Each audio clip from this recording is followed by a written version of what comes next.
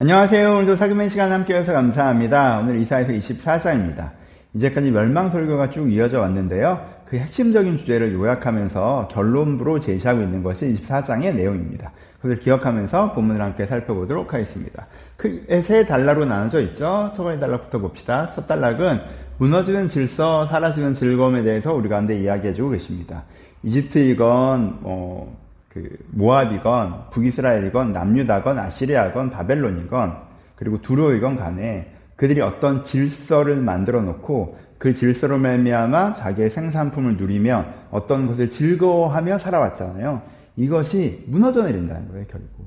그렇죠? 이것에 대해서 표현하고 있습니다. 첫 번째는 뭐라고 필요해요? 공허, 황폐, 황무한 땅으로 표현하죠. 땅이라는 건 그들의 기반이고 그들의 어떤 생산의 출발점을 그들이 발서고 있는, 디딤고 있는 곳 있잖아요. 자기의 모든 대전제가 되는 것이죠. 그렇죠? 그것이 다 사라질 것이다 라고 얘기해요. 그래서 어떻게 돼요?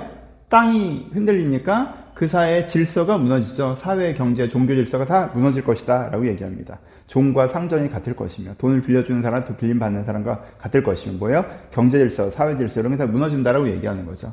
그리고 이제까지 그들이 즐거워했던 즐거움들이 사라질 것이다 라고 얘기합니다. 이번엔 가장 길게 얘기하죠. 7절부터 11절까지. 그들이 포도주를 즐거워하고 소고를 즐거워하고 그쵸?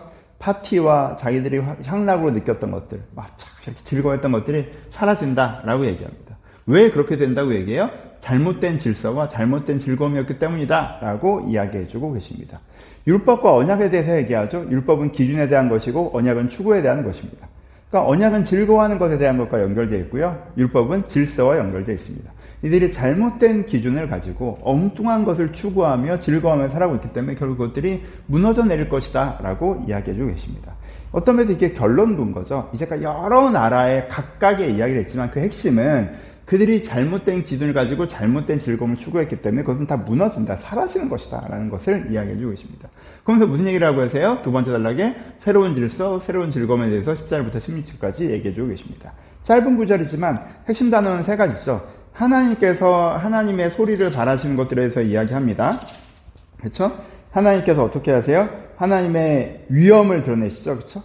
그러니까 사람들이 그거에 대해서 하나님의 이름을 영화롭게 해요. 그러면서 그들이 노래합니다.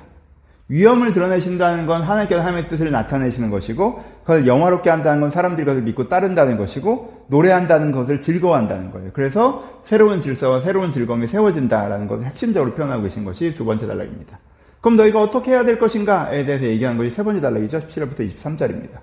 그래서 뭐라고 표현하냐면 처음에 도망가도 안 돼 라고 얘기하고 그 다음에 심판이 분명히 와 라고 얘기해요. 그러니까 이 사람들에 대해서 이 사람들이 어떤 대답을 하는 거에 대해서 상정하고 반론을 펼치는 거예요. 에이 그런 일 설마 있겠어 라고 얘기하는 사람에게 그 일 분명히 있어 라고 얘기하고 그때 되면 뭐 어떻게든 대처를 해야지 대처할 방법은 없어. 제3의 길이란 건 없어 라고 얘기해요. 그러면서 사실은 무엇을 제시하고 있는 거예요? 이거는 15장과 연결되는 것이지만 너희가 그러니까 이것이 무너지기 전에 그것이 틀렸다는 걸 깨닫고 하나님을 영화롭게 하고 하나님을 기뻐하는 방향으로 방향을 튀어야 돼 라고 이야기해 주는 것까지를 연결돼서가 24장의 내용이라고 할 수 있습니다. 적용해보죠. 오늘은 적용하기라기보다는 이 말씀을 하고 있는 큰 그림을 한번 다시 검토해 보도록 하겠습니다. 큰 세계관이죠. 그러니까 이건 어떤 큰 그림을 그려주고 계시는 거예요? 현재 불의한 세계가 있는데 미래에 의로운 세계가 온다라는 이중적 세계관에서 우리가 한번 말씀하고 계시죠.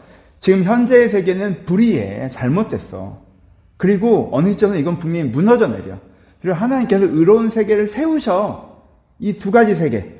현재의 불의한 세계가 결국에 무너지고 하나님 의로운 세계가 온다라는 것을 팩트, 사실로 우리가 확정하면서 얘기하시는 거예요. 그렇죠? 이게 사실이야 라고 이사야가 말씀하시는 거죠.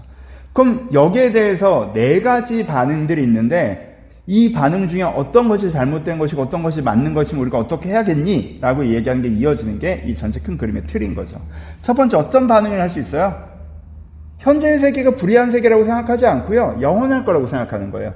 현재를 믿고 즐거워하고 추구하는 거. 지금 되게 좋은데 이 사회의 질서가 난 오히려 되게 마음에 들어. 눈치 빠른 놈이 많이 먹고 강한 사람이 많이 먹고 그리고 그것으로 도덕적 제약 없이 사치와 방탕과 향락 속에 살아가는 거 너무 좋은데 난 이 세계의 질서가 마음에 들고 이 세계의 즐거움이 마음에 들어 이런 사람도 있겠죠. 그렇죠?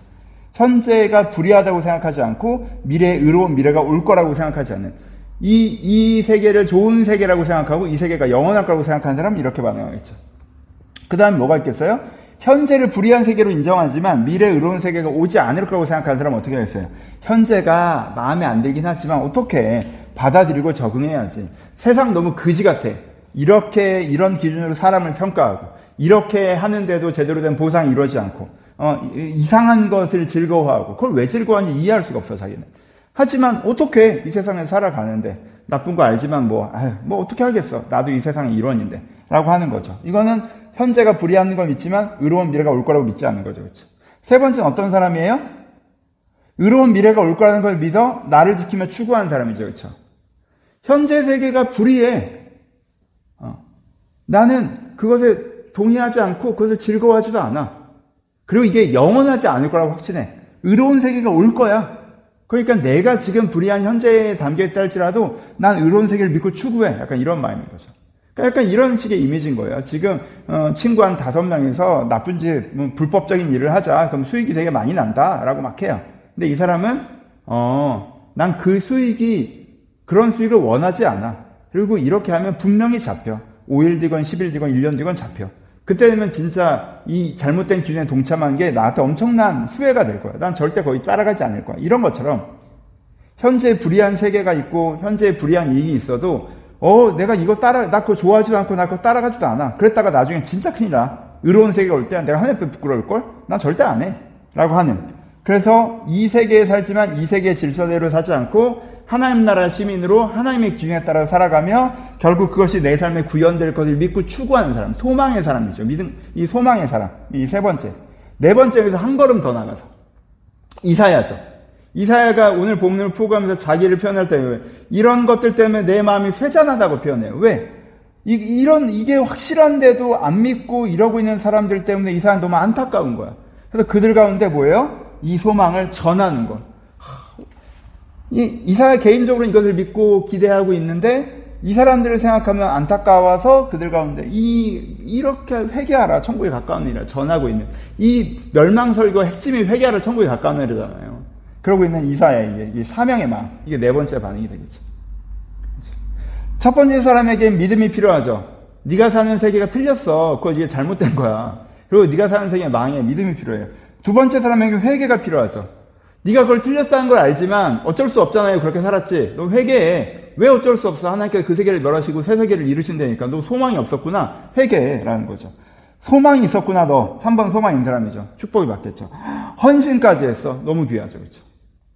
그래서 우리가 진짜 이 세계가 불의하고 이 세계가 무너지며 하나님의 의로운 세계가 임할 것이라는 걸 내가 정말 믿는가? 이 하나님 나라에 대한 믿음이 여러분한테 있는가를 다시 한번 이 핵심적인 복음이잖아요. 그러니까 깊이 묵상해 보실 필요가 있어요. 개인 구원과 하나님 나라가 이제는 복음의 두 가지인데 이 하나님 나라의 복음에 대해서 여러분들이 정말 믿는가? 그래서 우리가 한번 깊이 묵상하는 본문이어야 한다고 생각합니다. 그래서 내가 혹시 이 세계의 질서를 그게 오히려 맞는 거 아니야? 하고 세계의 불의한 질서를 맞다고 얘기하고 이 세계의 잘못된 즐거움을 즐거워하고 있는 사람이었다면 정말 내가 깨닫고 회개하는 거. 틀렸지만 어쩔 수가 없잖아. 적응해서 이랬지만 우리가 회개해야 된다는 거. 우리가 소망과 헌신의 사람이 되어야 된다는 거. 이 하나님 나라의 백성으로 살아가야 된다는 거에 대해서 묵상해 보셨으면 좋겠습니다. 감사합니다.